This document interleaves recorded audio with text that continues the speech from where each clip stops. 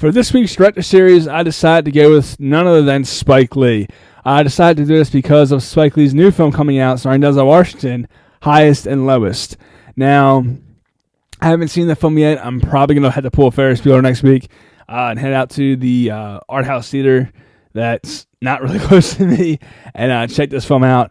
But with that being said, again, this is a remake, so a little nervous, but I decided, you know what, we're going to talk about 5 of Spike Lee's films that I think definitely need recognition, and some are his classics that have, without question, put him on the map and really made him an iconic filmmaker, and some of which I feel are kind of more low-key that not everybody knows about or has seen.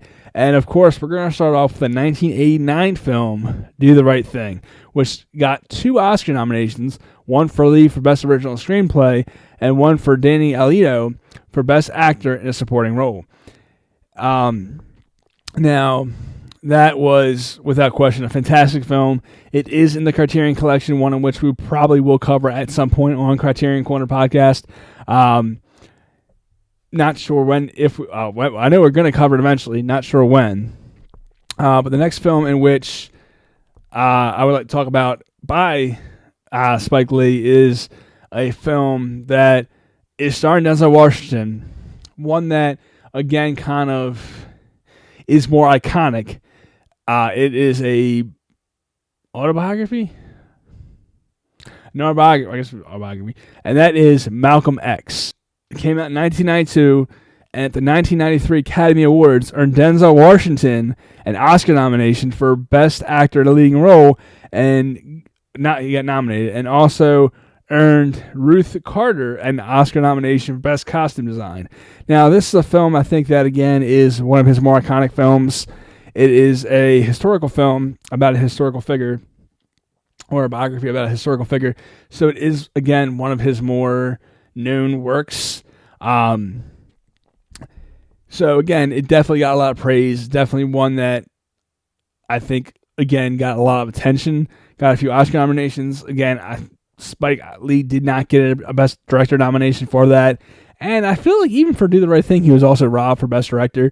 I think that a nomination definitely would have been, at the very least, he should have earned.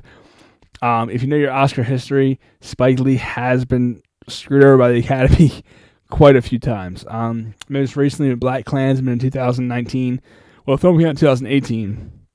He lost out in 2019 for the Oscar.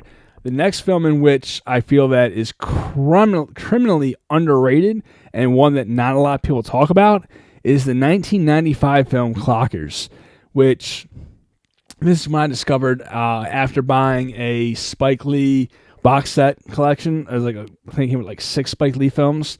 Now this is something I just kind of randomly picked up at Target one day. Not Target, so it kind of, I say that, it kind of dates the time in which I got this box set. I want to say I got this box set probably at least 10 years ago, maybe 12. And it was a Spike Lee box set. It came, I think, with 5 or 6 of his films.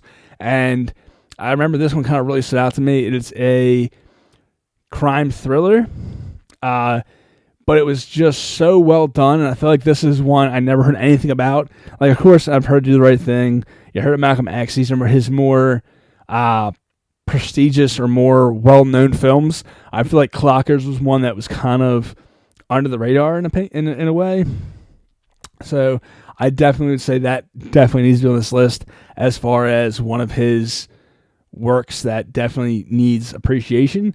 And again, not every film on this list is one that is underrated or something that isn't well praised or didn't get the praise it deserved. Because, of course, Do the Right Thing, Malcolm X are very popular films of his, both in which are in the Criterion Collection, both in which we will probably cover at some point.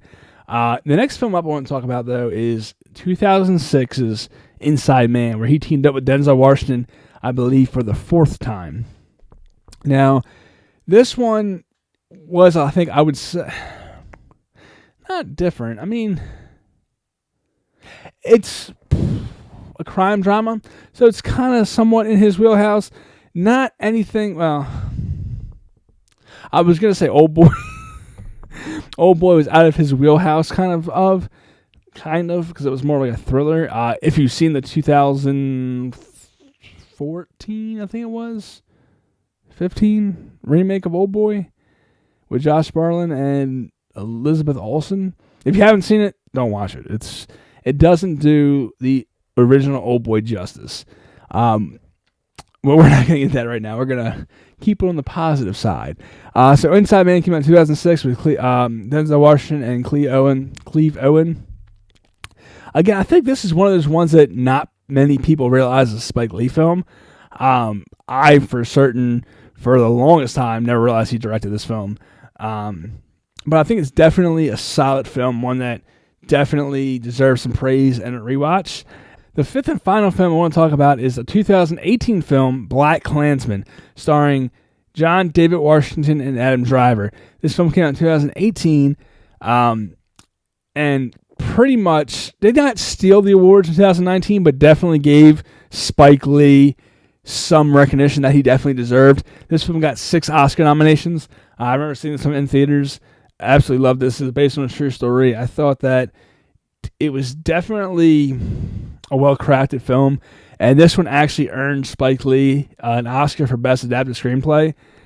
He also got a nomination for Best Picture because he produced the film along with Jason Blum, Jordan Peele, Raymond Mansfield, and Sean McKittrick.